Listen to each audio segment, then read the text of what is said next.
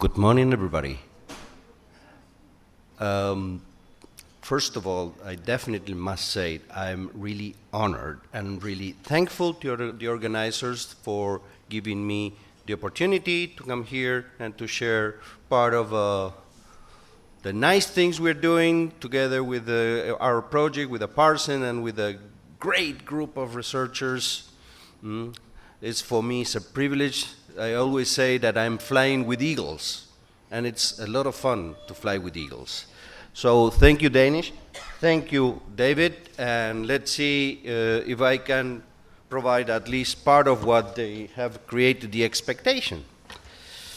It's one of the challenges.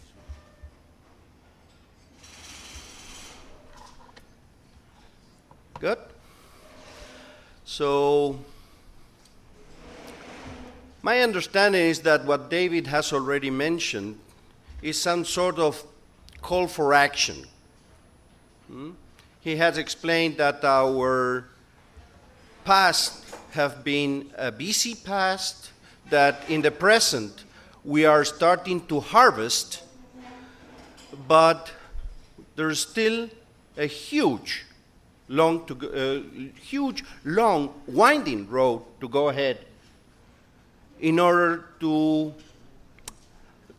comply with the ultimate goal of digital preservation, which it seems to be to preserve the memory of what we call in Europe the information society, or the American coined it a couple of decades ago, the information superhighways creating the knowledge society.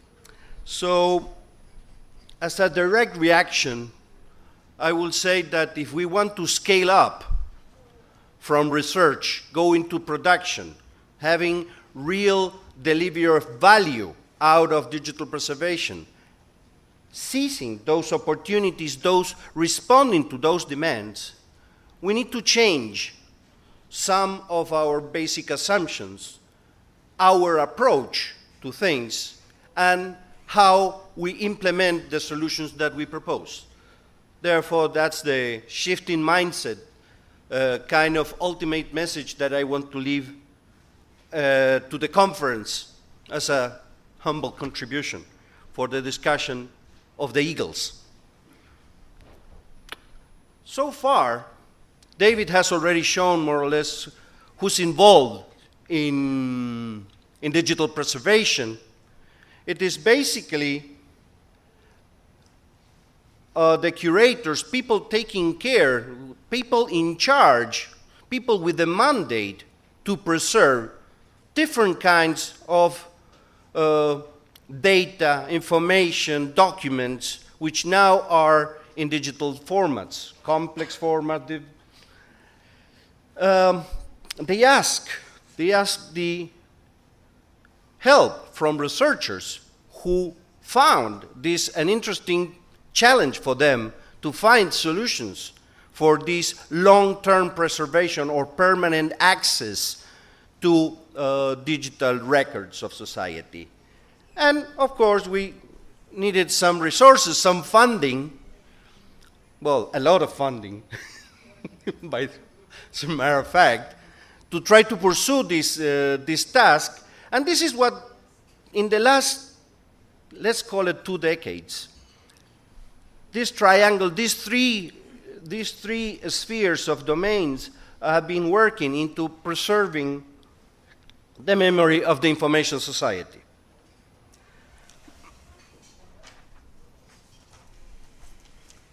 People who, if you try to put faces behind those, are basically, I would say, mainly non-for-profit organizations, public sector,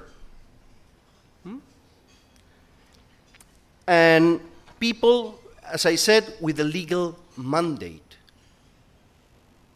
They have no choice, and they need to solve the problem of complying with their mandate. So keep this in mind.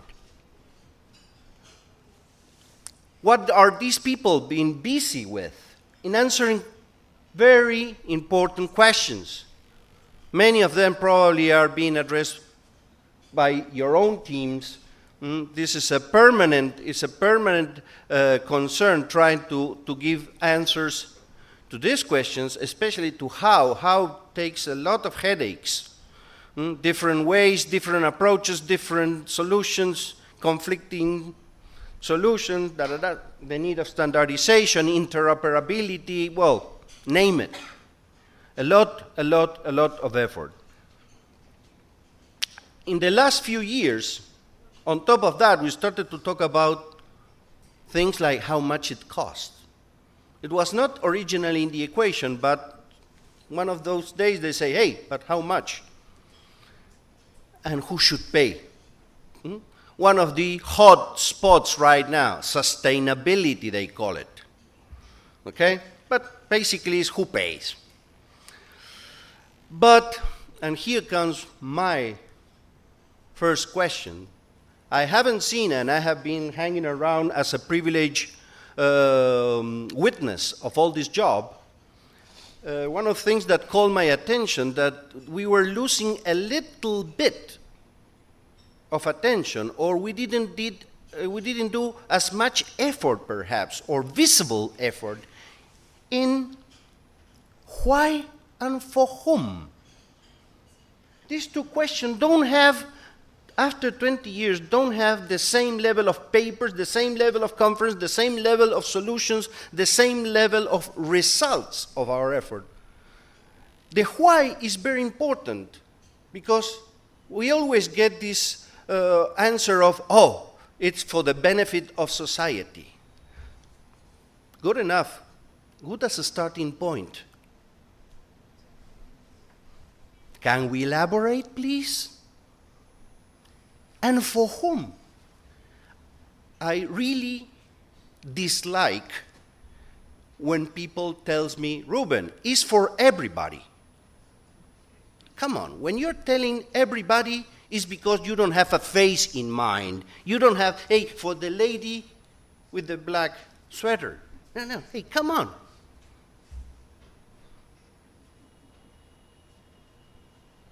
Good enough to start with. But you're going into a lot of depth with a lot of technical details, and we forget for whom are we working.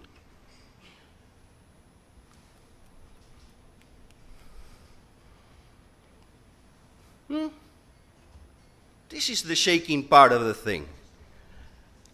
And it is not just Ruben saying it. There's a lady which is as experienced, well, she's much more experienced than I am, Mrs. Margaret Hedstrom. Some of you might know her. She's one of the gurus of this thing. Last December, she was in Amsterdam, and she made an entire presentation of the digital preservation challenges. And with other words, she ended up saying, hey, we know quite well the supply side, but we don't know the demand side. And the guys of Microsoft were there, Oracle was there, all UNESCO guys were there, all the big libraries were there, and they make this silly question about who else is missing? The ones we are working for.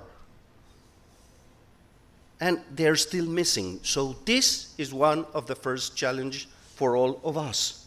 We need to come back and try to remember, why are we sitting here? Okay? So, sorry, I'm a marketing guy. I use my own jargon. Niche are very specific small markets, while mainstreams is our marketing equivalent to everybody. But in this case, we try to know who is everybody. So, again, the same picture about information society. What have we have been doing in the last 20 years? Working in that part. That's the last 20 years. So when I was saying there's still a long way to go, challenge yellow versus gray, and you know where we're talking. Let's see. We are working with all the big national libraries, from Library of Congress, British Library, the Royal Dutch, the German, the French, probably in India there's something, in my country, in Spain, there's something. But how many national libraries we have in the world? 200, 300, 400, hundreds. Nobody knows exactly how many libraries do we have in the world. But the last count that we did for the European Commission was in the order of magnitude of more than 500,000. So we are working for 200. What about the 490 other thousand of them? What are we doing for them? Is part of the everybody? And the same with research. The CERN, for example, is doing a great job in this kind of thing. The CERN, the Large Hadron Collider, the big research institutions are doing things, but how many of them are? 10? 100? 200? There are more than 15,000 in a very conservative count. Where are they in the picture? Okay, you can tell me, hey, Ruben, but we are just starting. Okay. You have seen the timeline that David created, 90s, 2000, 2010. Hey, we have been here in this business for the last 20 years. In the last 20 years, well, in much, much less than that, big data brought into the operation all the big guys in IT, all the companies, all the governments, Financial Times, and The Economist, great economic publication, get big data on their front page. Now and then, where are we?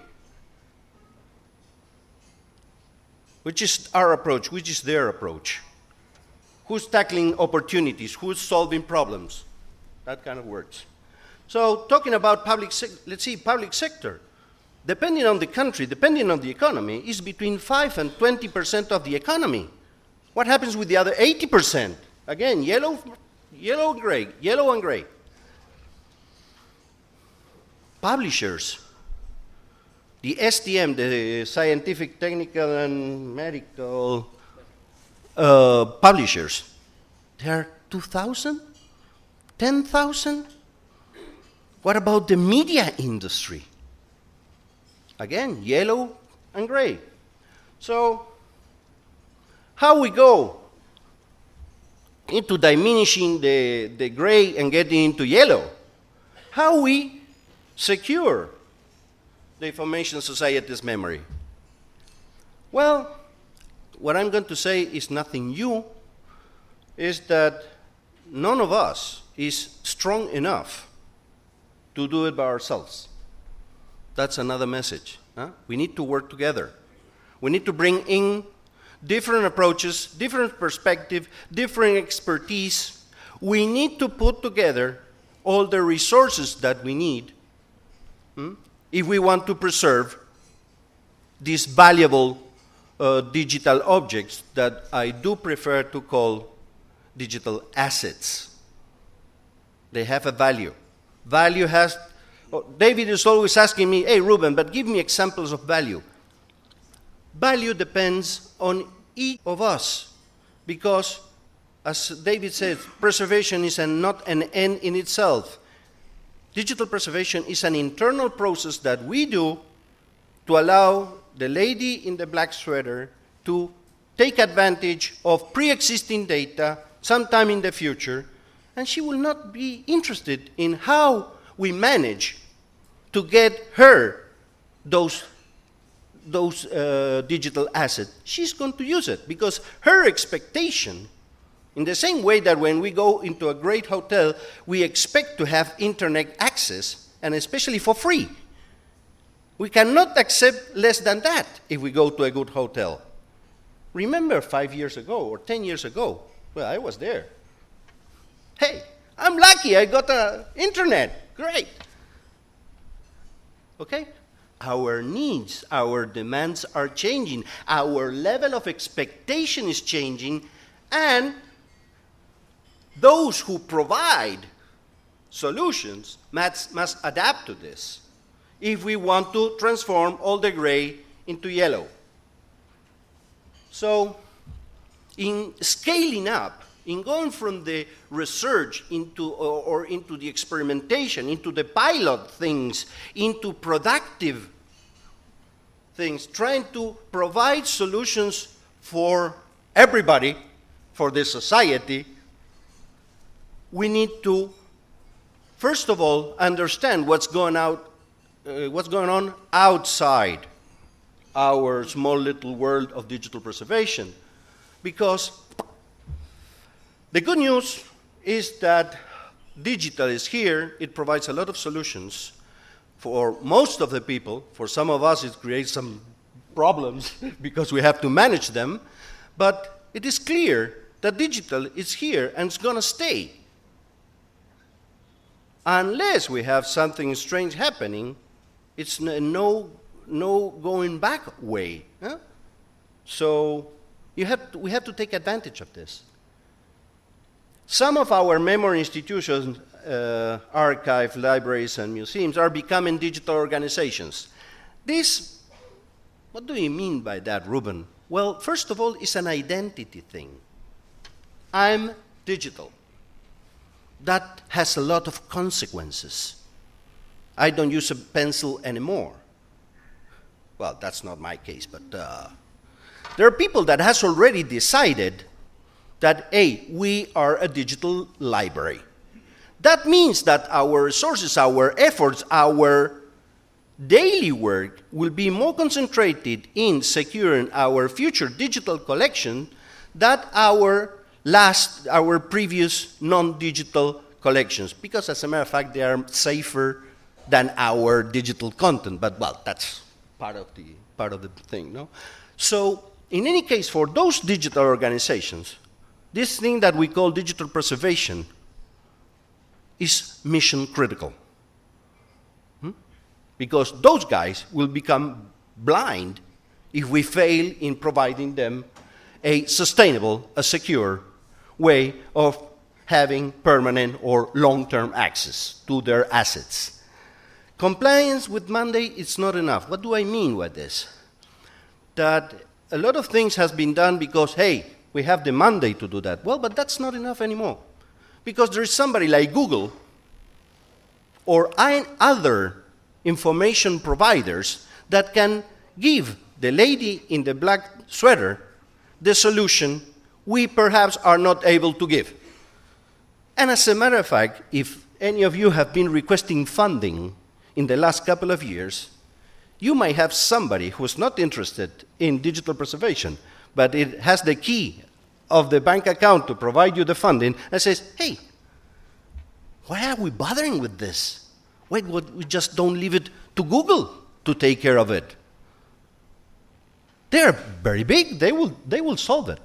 And sometimes we are not that good in explaining why they should exist and we should exist too. Okay, so take it. Because let's see, researchers in general are very good in discussing among peers.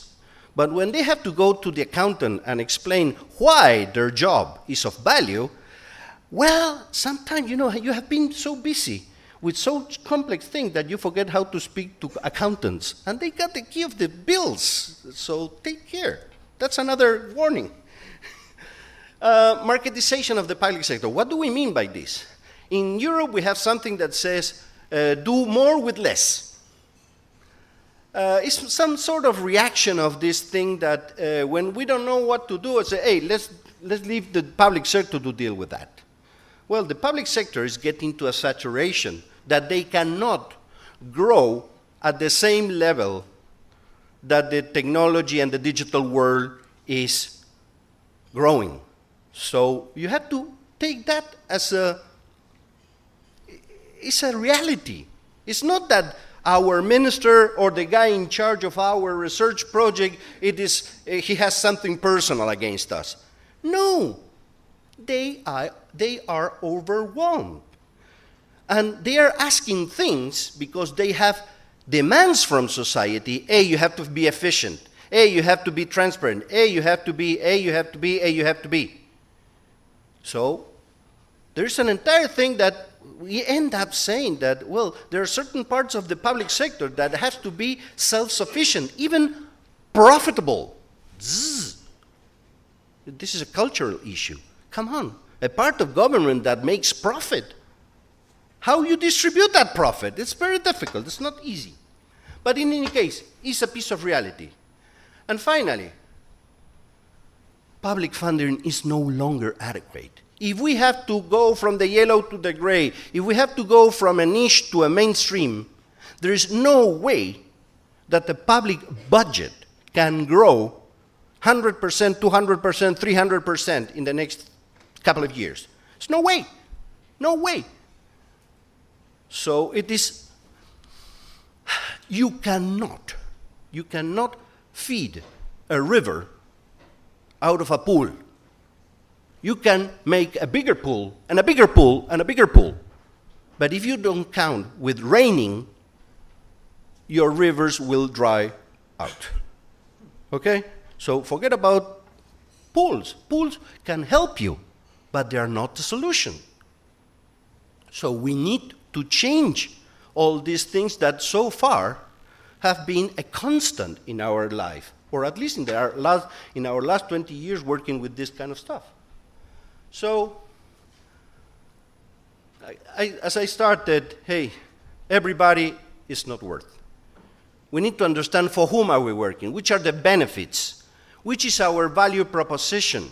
And for understanding our value proposition, or meaning by which benefits we offer the lady with the black sweater, or that guy over there, or that company over there, we need to understand what they need if we have to satisfy them.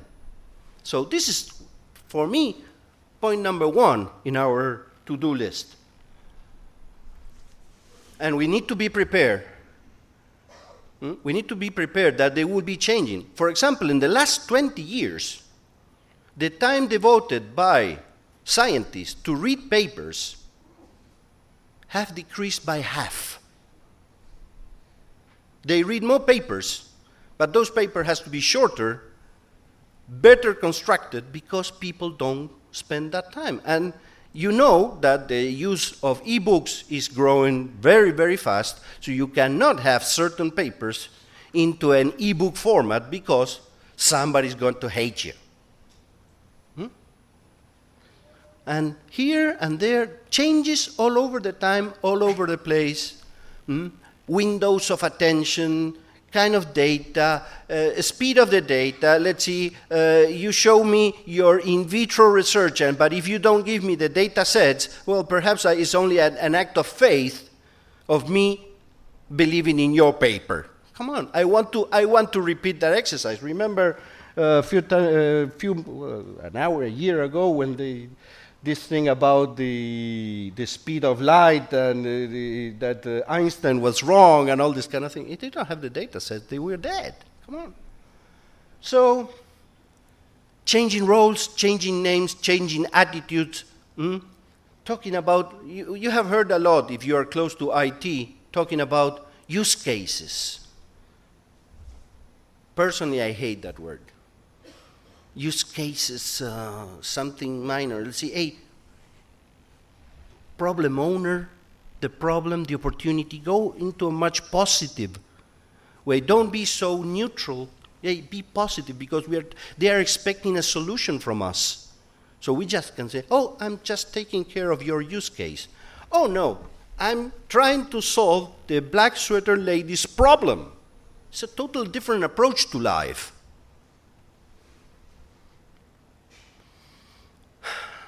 Permanent access or long-term access, or access until you need it, not just safeguarding, keeping, curating. That's an internal process. Again, is what can I offer to you? Because if I offer you something, if I offer a solution, you will smile at me, and you will be willing to help me in helping you and helping others, and we can build a better picture. Monopolies, hey, let's see, the European Statistic Office is using Google as a distribution channel, okay? If you cannot beat them, join them. In any case, it's an attitude. Service providers, solution providers, a word that I have been repeating all the time. We have to be part of the value chain, not just problem solvers. Problem solvers are not sexy. Nobody loves problem solvers. People love solution to their problems, not the problem solver. So, in the end, the marketing guy comes always to the same end.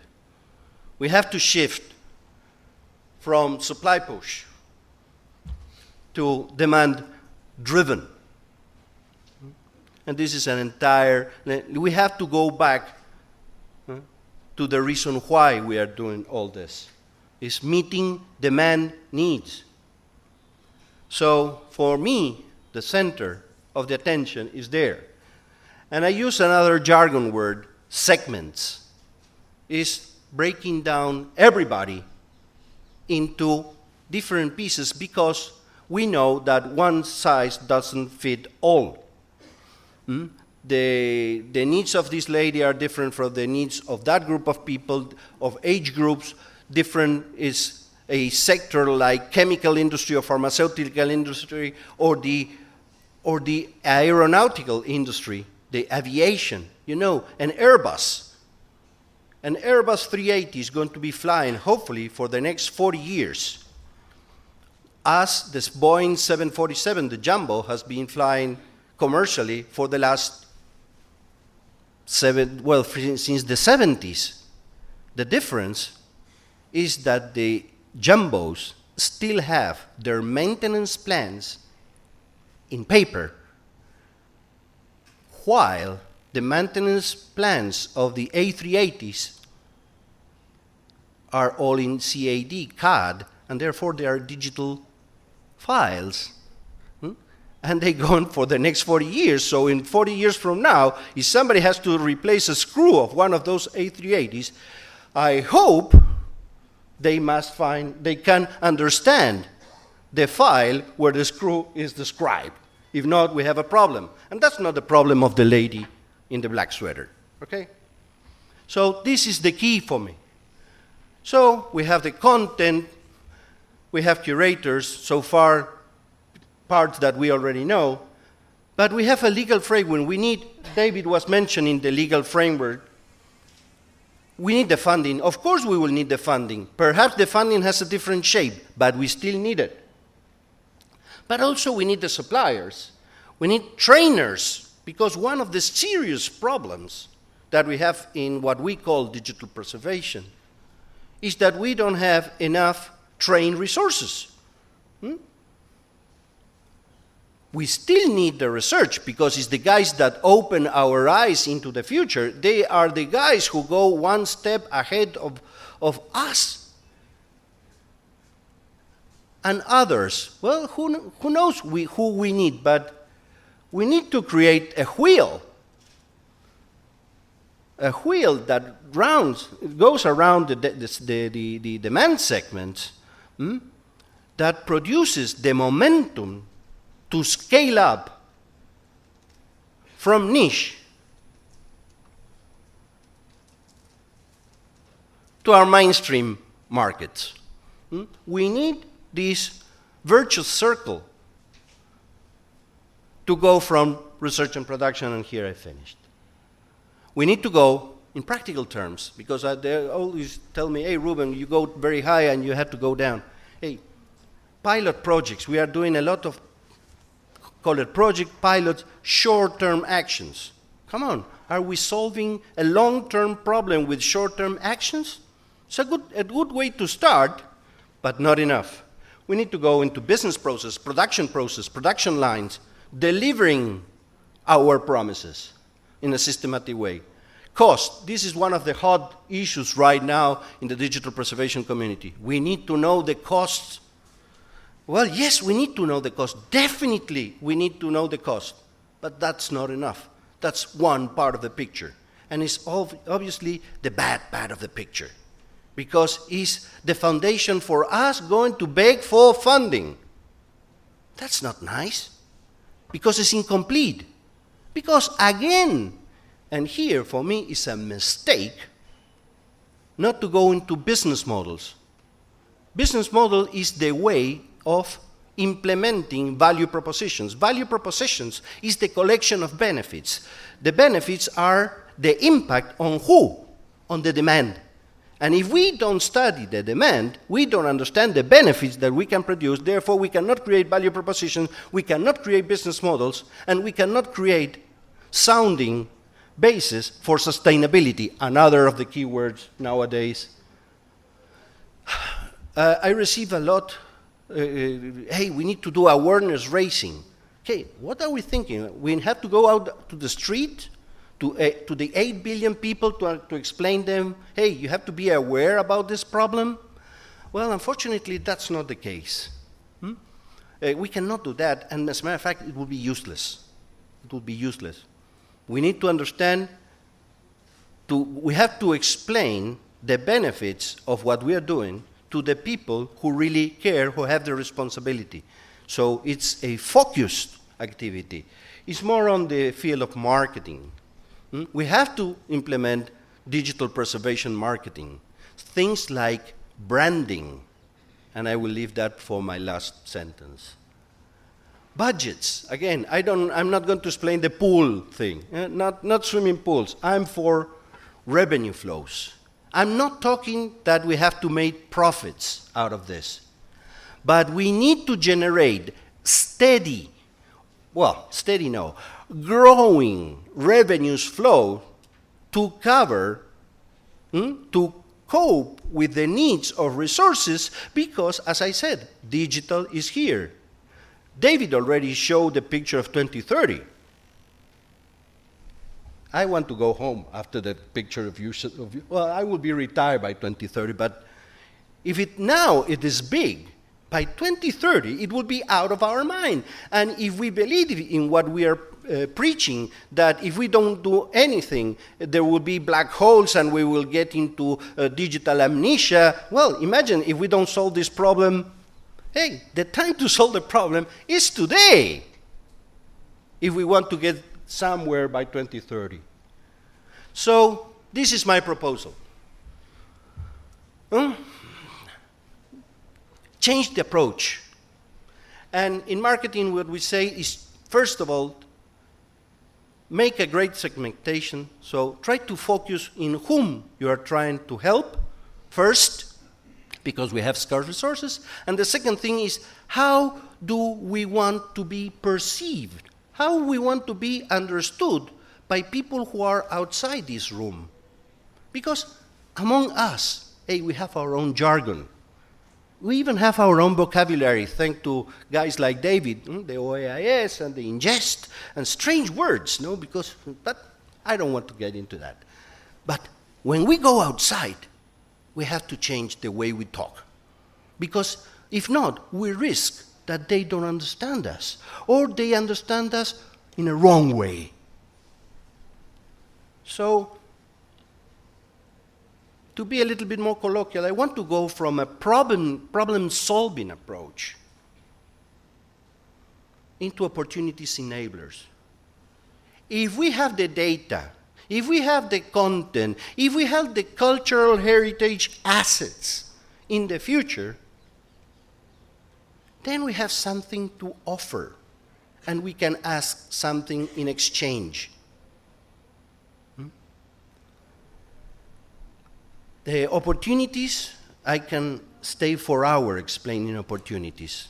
Just recombining data, recombining pictures, recombining small little things, you can create new businesses, new possibilities, new opportunities, new services. Let's see, just as a small little story.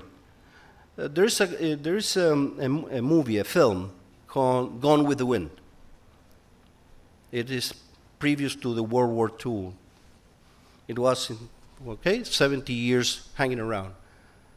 That movie made more money for Hollywood in digital formats than in decades of analogic formats. The same picture, the same Clark Gable, that my kids, when they see the guy, they say, hey, this guy is from the last century. Well, yeah, but Tara, that kind of stuff, it's still present. And they're still making money out of that, thanks to the digital formats. Okay? So, and I stop here with a last request. Think a little bit about the branding, this digital preservation thing, and why digital preservation has so few funds and big data or business intelligence or even cloud has so many fans, followers, supporters, enablers. Think about solving a problem or generating opportunities. Thank you very, very much.